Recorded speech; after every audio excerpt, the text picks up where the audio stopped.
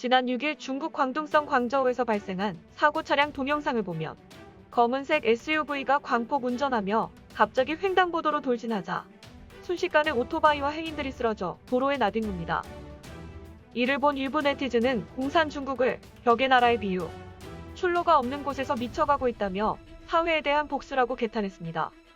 사고를 단순한 교통사고로 처리해버린 경찰을 불신하며 희망을 모르는 운전자가 불특정 다수를 향해 충동적인 보복 운전을 한 것으로 추정한 겁니다. 최근 공개된 공분을 산 우주개발 투자회사인 중국 황천투자지주 회사의 장타오 당서기 겸 회장의 모습 또한 미쳐가고 있다고 할 수 있습니다. 지난달 6일 엘리베이터 앞에서 발생한 이 폭행 동영상은 장타오 회장이 국제우주과학원 회원으로 추천해달라고 부탁했던 과학계의 원사 우메이롱과 왕진옌 우주과학자를 30분가량 폭행하는 장면입니다. 장타오 회장이 이들을 초대해 점심을 먹으며 청탁했다가 거절당하자 이런 식으로 보복한 겁니다. 동영상에 따르면 CAIH 부하 직원과 함께 두 원사를 배웅하던 장타오가 갑자기 왕진옌을 뒤에서 걷어차 쓰러뜨린 뒤 구타하기 시작했고 이를 만류하는 85세 우메이롱까지 밀쳐서 쓰러뜨립니다. 심지어 엘리베이터 안까지 따라 들어가 폭행하다 기어이 왕진옌을 끌어내어 짓밟으면서도 분이 풀리지 않는 것 같습니다. 7월 1일 중공 100주년 행사에 앞서 6월 6일 발생한 이 폭행 동영상이 뒤늦게 공개되자 일부 네티즌은 누구든지 중국을 건드리면 만리장성의 머리가 깨져 피를 흘리게 될 것이라고 한 시진핑의 발언을 되새김질했습니다. 누구든지 비위에 거슬리면 가만두지 않겠다는 아나무인식 행동은 이미 중공 지배층의 트레이드 마크가 되었다고 조롱한 겁니다.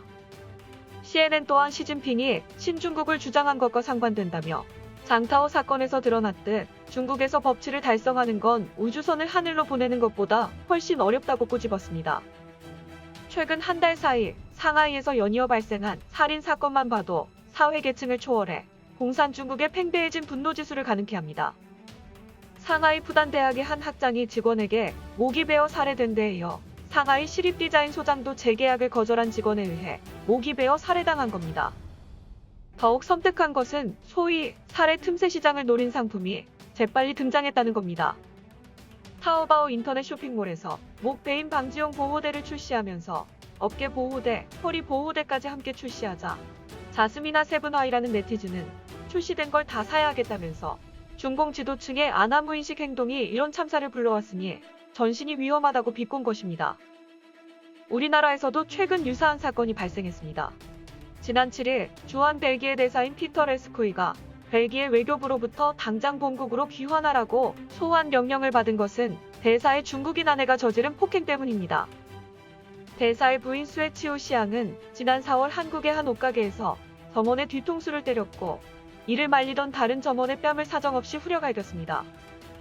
이후 7월에는 환경미화원의 도시락을 발로 차고 몸싸움을 벌이는 등 자신의 비위를 상하게 했으니 맞는 게 당연하다는 듯 행패를 부려 국제적으로 비난당했습니다.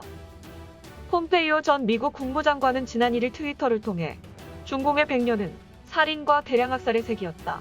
어떤 정당도 중공보다 더 많은 사람을 죽인 적이 없다라고 한 것은 일반 상식을 파괴하는 이런 공산당 문화가 이미 전 세계로 수출돼 악영향을 미치고 있다는 걸 경고한 것입니다.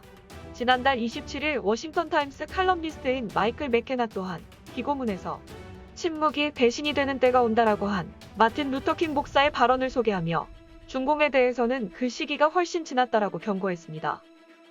그러면서 중공이 하고 있는 일에 대해 명료하게 설명하지 않거나 그에 대해 행동하지 않는 것은 배신이라며 그 주체가 정부, 기업 또는 개인이라도 마찬가지라고 했습니다.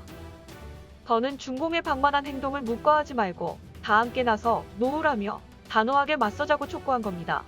지금까지 미디어파이였습니다.